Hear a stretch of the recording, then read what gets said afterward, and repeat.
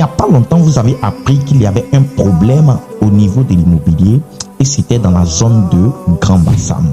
Et ce problème-là a fait le buzz dans toute la scène de l'immobilier et dans l'actualité ivoirienne.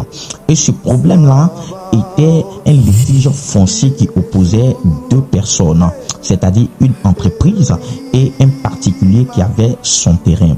Alors, l'un des plaignants avait l'ACD et l'autre avait le titre foncier.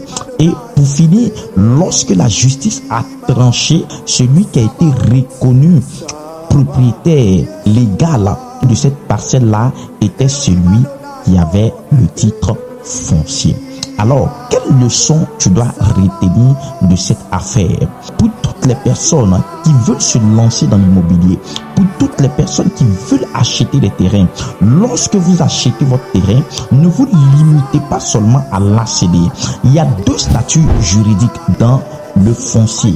Il y a le statut juridique rural et le statut juridique urbain. Mais le titre de propriété le plus sécurisé dans le domaine de l'immobilier, c'est le titre foncier. Alors, lorsque tu es dans le domaine rural, lorsque tu t'achètes un terrain dans une zone rurale, tu fais ton certificat foncier. Après le certificat foncier, arrange-toi à migrer vers le titre foncier.